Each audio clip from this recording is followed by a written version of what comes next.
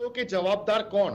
જવાબદાર એ વ્યક્તિ છે કે જે છેલ્લા 30 વર્ષથી ભારતીય જનતા પાર્ટી અને પ્રધાનમંત્રી મોદીજીના નામથી ચૂંટાઈને આવે છે અને વડોદરા મ્યુનિસિપલ કોર્પોરેશનમાં સત્તાધીશ તરીકે બેસે છે, પરંતુ વડોદરા શહેરને સ્માર્ટ સિટી બનાવવાના નામે આજ સ્માર્ટ અધિકારીઓ અને સ્માર્ટ સત્તાધીશો સ્માર્ટ પેનનો ઉપયોગ કરીને સ્માર્ટ પેપર ઉપર લખાણ લખીને સ્માર્ટ ભ્રષ્ટાચાર જે 30 વર્ષથી કરી રહ્યા છે એનું આ પરિણામ છે.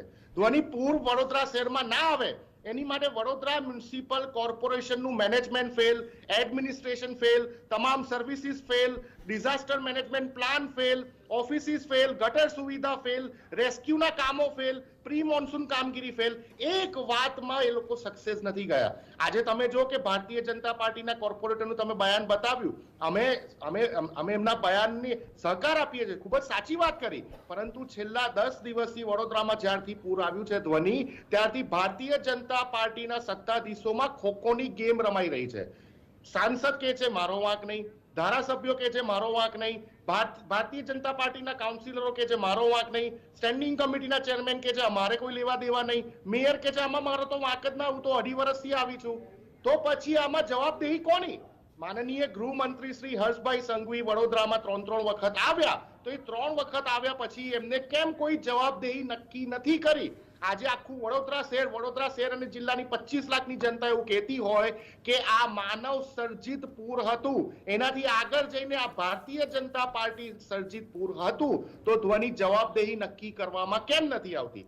જો ગુજરાત હાઈકોર્ટના માધ્યમ દ્વારા મોરબી નગરપાલિકાને સુપરસીડ કરી દેવામાં આવતી હોય, ડિઝોલ્વ કરી દેવામાં આવતી હોય, તો વડોદરા મહાનગરપાલિકાને સુપરસીડ કરવા માટે ગૃહમંત્રી શ્રી અથવા મુખ્યમંત્રી શ્રી કોની રાહ જોઈ રહ્યા છે? અને જે મનીષભાઈએ વાત કરી, જીએસટીવી ના માધ્યમ દ્વારા તમે જે વિડીયો બતાવ્યો, એમને ખૂબ જ સાચી વાત કરી, પરંતુ નૈતિકતા બચી હોય તો આ જે ભારતીય જનતા પાર્ટીના કાઉન્સિલરો પોતાને નિસહાય સમજે છે, નૈતિકતાના ધોરણે રાજીનામું કેમ નથી આપતા? ભાઈ, કેમ હજી પણ તમને સત્તાનો પ્રેમ છે ને સત્તાની લાલચ છે? રાજીનામું આપી દો. તમારા વિસ્તારની જનતા તમને ખોબે ભરી ભરીને મત આપ્યા છે, મોદી સાહેબના નામે મત આપ્યા છે ને, અને એ જ વડોદરા શહેરની જનતા અત્યારે બોલી રહી છે કે અમારી ભૂલ હતી કે અમે મોદી સાહેબના નામે કોર્પોરેશન જેવી ચૂંટણીમાં અમે મોદી સાહેબના નામે મત આપ્યા, તમને 30 વર્ષથી સત્તા પર બેસાડીએ છે. 2005માં પૂર આવ્યું, 2007માં પૂર આવ્યું, 2019માં પૂર, 2024માં પૂર. હજી પણ આ લોકો એવું કહે છે કે અમે કામગીરી કરીશું. તો 30 વર્ષથી તમે શું કામગીરી કરી? એક જ સેકન્ડ મને આપજો ધ્વનિ. અહીંયા વડોદરા શહેરમાં ગૃહમંત્રી શ્રી આયા અને તમામ મંત્રીઓ આયા ગુજરાત સરકારના, એ લોકો હવે એવું કહે છે કે અમે આજવા સરોવરનું પાણી ખંભાતના દરિયામાં ડાયવર્ટ કરીશું, મિની નદીમાં ડાયવર્ટ કરીશું. તો 30 વર્ષથી તમને બુદ્ધિ નથી? 30 વર્ષથી તમને આનું જ્ઞાન નતું આવ્યું? તમારી પાસે આટલા ભણેલા ગણેલા એન્જિનિયર ને ભણેલા ગણેલા મંત્રીઓ છે, તમને ખબર નથી કે 2005માં પણ વિશ્વામિત્રીના કારણે વડોદરા ડૂબ્યું હતું ને હંમેશા હવે તો આ દર વર્ષે ડૂબશે. જે પ્રમાણે શૈલેષભાઈ કીધું કે દબાણો થયા છે, એમને ટેકનિકલ માહિતી આપી, દર વર્ષે આ સિચ્યુએશન આવીને ઊભી થશે. ધ્વનિ, ક્યાં સુધી વડોદરા વાસીઓ સહન કરશે? જી બિલકુલ.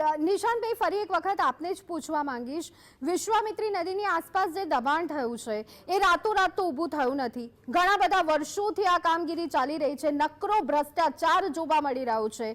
તંત્ર તો અહીંયા કહી શકાય કે નગરોળ જોવા મળી રહ્યું છે અને એનો પુરાવો અત્યારે હાલ સામે આવી ગયો છે. વિપક્ષે આ મુદ્દાને લઈ કેટલી વાર અવાજ ઉઠાવ્યો.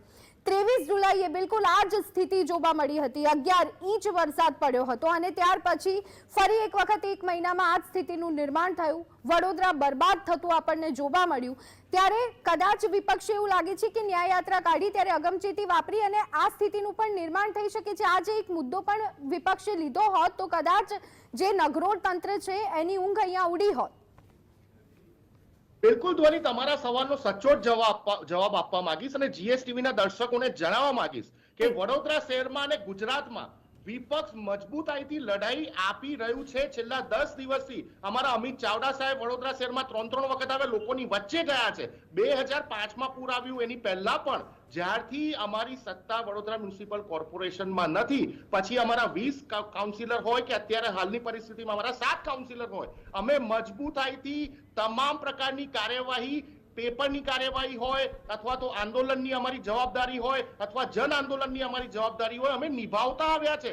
પરંતુ જ્યારે સત્તા અને તમામ પ્રકારની સરકારી મશીનરી આ ભારતીય જનતા પાર્ટીના હાથમાં હોય અને તાનાશાહીની જેમ જ્યારે મશીનરીનો દુરુપયોગ કરીને વિરોધ પક્ષના નેતાઓને વારંવાર જેલના સળિયાની પાછળ મૂકી દેવામાં આવતો હોય, કોઈ પણ આંદોલન તમે વડોદરાનું કાઢીને જોઈ લો, આખા ગુજરાતમાં વડોદરા એક મોડલ છે કે વડોદરા એકલું એવું શહેર છે કે જ્યાં આંદોલન કરવા માટે પોલીસ પરમિશન નથી મળતી. એવા સમયમાં પણ જેલ ભેગા થયા પણ કોંગ્રેસના કાર્યકર્તાઓ પોતપોતાના વિસ્તારમાં આજે પૂરની પરિસ્થિતિમાં પણ મજબૂતાઈથી કામ કરી રહ્યા છે. એક દિવસ એવો બાકી નહીં હોય કે અમે કોઈ આંદોલન નહીં કર્યું હોય. ગઈકાલે પણ અમારું મજબૂત આંદોલન હતું. લોકોની વચ્ચે જઈને બોલી. પણ આ સ્થિતિનું નિર્માણ થાય અને પછી આ સ્થિતિનું નિર્માણ થાય અને પછી વિપક્ષ વિરોધ કરે, એ વિરોધ અહીંયા કેટલો કામે લાગે? સવાલ અહીંયા એ છે, વિપક્ષ કામગીરી કરી રહ્યું છે પણ થોડી અગમચેતી રાખી હોત તો વડોદરા વાસીઓને આ વેદના સહન ન કરવી પડી હોત. મારો કહેવાનો અર્થ અહીંયા આપને એ છે. ધ્વની, મારી પાસે અસંખ્ય એવિડન્સ છે. અત્યારે અડધો કલાકની ડિબેટમાં હું આપને નહીં આપી શકું, પરંતુ હું જીએસટીવી ને બિલકુલ આપ માંગશો તો હું બિલકુલ એવા એવિડન્સ 30 વર્ષના આપવા તૈયાર છું કે 30 વર્ષથી જે ફાઇટ વિપક્ષ તરીકે અમે આપી છે, પરંતુ ભારતીય જનતા પાર્ટીના લોકો જે રીતે જે સ્ટાઇલથી જીતીને આવે છે ને ધ્વની, એ અહંકારના કારણે વિપક્ષનું નથી સાંભળતા ને હવે તો વડોદરાની જનતાનું સાંભળવાનું બંધ કર્યું. તમે લોકોનો અહંકારને વિરોધ પક્ષ જે વિરોધ કરી રહ્યો છે, નિશાંતભાઈ એવું કહેવાય કે વિરોધ પક્ષ જે વિરોધ કરી રહ્યો છે એની અસર ક્યાંય જોવા નથી મળી રહી. ના, બિલકુલ.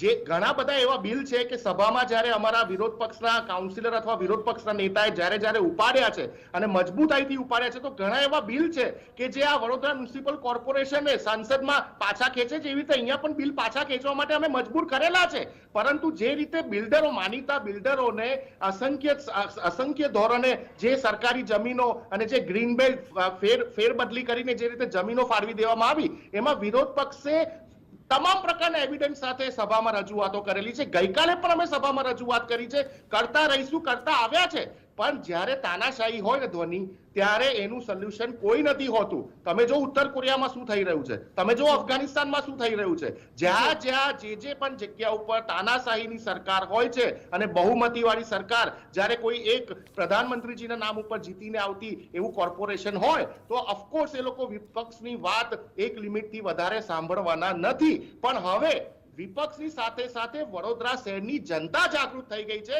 અને અહીંયા વડોદરા શહેરમાં હું ખૂબ જ મજબૂતાઈથી કહી રહ્યો છું, રિસ્પોન્સિબિલિટીથી કહી રહ્યો છું, અયોધ્યાવાળી આવનારા કોર્પોરેશનની ચૂંટણીમાં બિલકુલ કરશે. વડોદરાની જનતા અહીંયા અયોધ્યાવાળી કરશે, કારણ કે વડોદરાની જનતા હવે થાકી ગઈ છે.